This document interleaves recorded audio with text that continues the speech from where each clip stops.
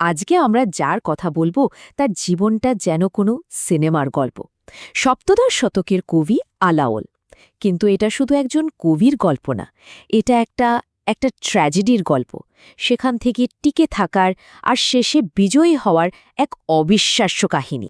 একটু ভাবুন তো, সপ্তদশ শতকের বাংলা, বিশেষ করে এর সমুদ্র এলাকা, কোনো আইন নেই, কানুন নেই, আছে শুধু জলদস্যুদের রাজত্ব, ভয় আর চরম বিশৃঙ্খলা। আর আমাদের আজকের গল্পের শুরুটা ঠিক এমনই এক বিপজ্জনক সমুদ্র থেকে। তাহলে প্রশ্নটা কি দাঁড়াচ্ছে? কিভাবে জলদস্যুদের হাতে ধরা পড়া একটা ছেলে শুধু যে প্রাণে বেঁচে ফিরল তাই না, বরং বাংলা সাহিত্যের একজন কিংবদন্তি হয়ে উঠল? চলেন এই অবিশ্বাস্য যাত্রার গভীরে যাই। তো গল্পের প্রথম পর্ব, জলের বুকে ট্র্যাজেডি। আসুন প্রথমে দেখি আলাওয়েলের জীবনের সেই ভয়াবহ ঘটনার আগে তার শুরুর দিনগুলো কেমন ছিল। তো আলালের জন্ম হয়েছিল ১৬০৭ সালে ফরিদপুরের জালালপুর গ্রামে।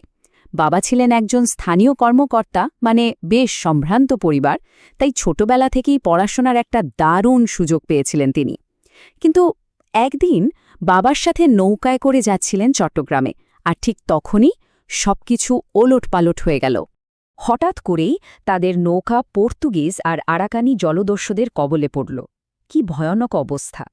এক নৃশংস আক্রমণে আলাওয়েলের চোখের সামনেই তার বাবা মারা গেলেন, আর তিনি নিজেও মারাত্মকভাবে আহত হলেন।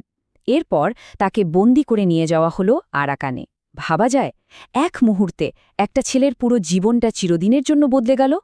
এবার গল্পের দ্বিতীয় পর্ব, সৈনিক থেকে সঙ্গীত স্রষ্টা। চলুন দেখি আরাকানের সেই বন্দি জীবন থেকে কিভাবে তার ঘুরে দাঁড়ানোর গল্পটা শুরু হলো। আরাকানে পৌঁছানোর পর তার জীবনটা যে কি কঠিন ছিল। তাকে জোর করে দেহরক্ষী বা অশ্বারোহী সৈনিকের মতো সামান্য কাজ করতে বাধ্য করা হলো। বলা যায় এটা ছিল তার জীবনের সবচেয়ে খারাপ সময়। কিন্তু আলাওল তো আর ১০টা সাধারণ বন্দির মতো ছিলেন না, তাই না? তার ভেতরে ছিল জ্ঞানীর এক বিশাল ভাণ্ডার। ছোটবেলার সেই শিক্ষা, বাংলা, ফার্সি, সংস্কৃত, হিন্দি, কতগুলো ভাষায় যে তিনি পারদর্শী ছিলেন। শুধু তাই না, সঙ্গীতেও ছিল তার বিশেষ প্রশিক্ষণ। আর এই দক্ষতাই হতে যাচ্ছিল তার তুরুপের তাস। সত্যি বলতে, একজন বন্দির জন্য শিক্ষাই তো সবচেয়ে বড় অস্ত্র। তার এই অসাধারণ জ্ঞান আর দক্ষতায় তাকে সেই অন্ধকার থেকে বেরিয়ে আসার পথ দেখালো। এটা আসলে চোখে আঙুল দিয়ে দেখিয়ে দেয় যে জ্ঞান কিভাবে মানুষের ভাগ্যটাই বদলে দিতে পারে। এরপর যা হলো তা এক কথায় অসাধারণ। তার এই অনন্য প্রতিভার কথা ধীরে ধীরে সবার কানে পৌঁছাতে লাগল। ফলটা কি হলো? তাকে ওইসব সামরিক কাজ থেকে মুক্তি দিয়ে নিয়োগ দেওয়া হলো সঙ্গীত শিক্ষক হিসেবে। আর ব্যাস, এখান থেকেই শুরু হলো তার কবি আর গীতিকার হিসেবে বিখ্যাত হয়ে ওঠার গল্প। এখন আমরা পৌঁছে গেছি গল্পের তৃতীয় পর্বে, আরাকানের বিশ্বজনীন রাজসভা। চলুন দেখি ঠিক কোন পরিবেশটা তারই প্রতিভাকে বিকাশের সুযোগ করে দিয়েছিল। আচ্ছা, এই আরাকানের রাজসভাটা ঠিক কেমন ছিল? এটাকে বলা যায় একটা কালচারাল মেল্টিং পট বা সাংস্কৃতিক মিলনক্ষেত্র। মানেটা কি? মানে হলো এখানে নানান দেশের, নানান সংস্কৃতির, নানান ভাষার মানুষ এসে একসঙ্গে মিলেমিশে একাকার হয়ে গিয়েছিল। ফলে তৈরি হয়েছিল একটা দারুণ, একদম অন্যরকম একটা পরিবেশ। ব্যাপারটা আরও মজার। এই রাজসভায় দুটো বড় বড় সংস্কৃতির ধারা এসে মিশেছিল। একদিকে ছিল দক্ষিণ পূর্ব এশিয়ার বৌদ্ধ রাজদরবারের ঐতিহ্য, আর অন্যদিকে ছিল প্রভাবশালী বাংলা সালতানাতের মুসলিম অভিজাতদের সংস্কৃতি। এখন ভাবুন, আলাওলের মতো একজন মানুষ, যিনি দুটো সংস্কৃতিতেই পারদর্শী, তার জন্য এর চেয়ে ভালো জায়গা আর কি হতে পারে?